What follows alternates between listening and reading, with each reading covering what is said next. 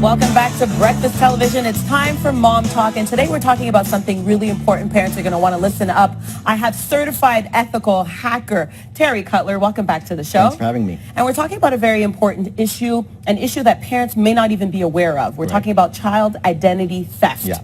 Okay, so we know about adult identity theft. So what is child identity theft? So most parents don't realize that when their child is born, they automatically get issued a social insurance number. Okay. Right? So the goal is for these thieves to gain access to that information before the child eventually applies for credit. Wow. Okay, and how is this different then from adult identity theft? It's not too much different. The only difference is that adults were conditioned to credit cards, apply for the credit monitoring and things like that, right? The credit protection. But they never think, well, why would I want to enroll my 5-year-old in this? Right. But what happens is when the thieves gain access to this information, they've got about 18 years to fly under the radar until the child goes and applies for credit and gets denied. Well, how often does this happen? Is this something that's even common? It's happening a lot more now. It happens about 50 times more than an adult. Okay. So everything from data breaches to viruses on your computer, that's all being extracted so that it can be sold on the black market. And what are people doing with this information? So I've just given birth. I'm a mom. I haven't, but I've just given birth to a child. Somebody takes their identity. What can they do with that information? Okay, so what it starts off with, when a child is born, all they have is a social insurance number. Yes. So it's a clean slate. Yes. Right? So a thief can go to, let's say, the mobile carrier and say, I need to buy a phone. Right. They're going to apply for credit, and the government will come back saying, well, I have no record about this social insurance number, so it must be a new file. So here's your real social insurance number, but it's a fake name and date of birth. Okay, so they modify the date of birth, obviously, because then they'll see that this is a child that's under 18. That's right. And so then they could get phones, they could get credit. Can they even get credit cards with this information? Yeah, absolutely. And we've heard cases where 5-year-olds are claiming bankruptcy.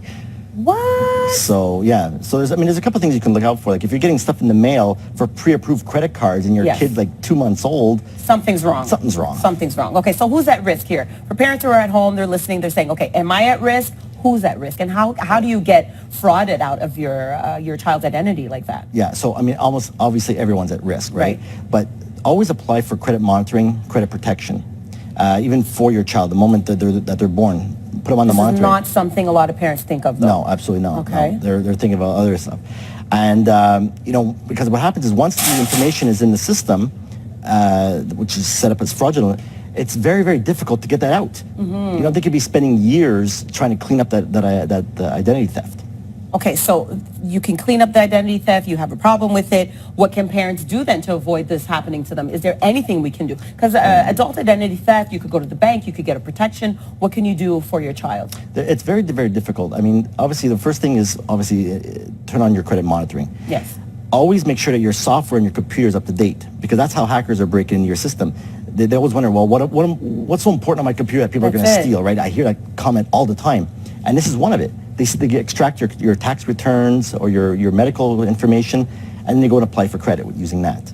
So I'm baffled by this, because I don't think a lot of parents are thinking, well, my newborn or my 2-year-old or my 5-year-old, somebody's going to go and take a credit card off of their name. But this is really happening. Absolutely. Okay, so now that this has happened, let's say you are at risk of that, and this happens to you. Is there anything you can do? Do you go to your bank? Can you get money back? Can you fix your credit? What can you do? You have to obviously talk to the credit agencies, TransUnion, Equifax, provide them all the information, and then they're going to help you clean it all up. Okay. Yeah, because that's the problem, is that, again, the thieves have up to like 18 years to fly under the radar. Wow. So they're not being monitored. The child's identities, they're not being monitored at the moment. And most of the time, until you get your teenager a credit card, or until they apply for a credit, you're not even going to know that there's a problem. That's right. Well, great information. We have to look out for that. Be a little bit more vigilant. Terry Cutler, thank you so much for being on the show. Thanks for having me. Lots more Breakfast Television coming up right after the break. Stay tuned.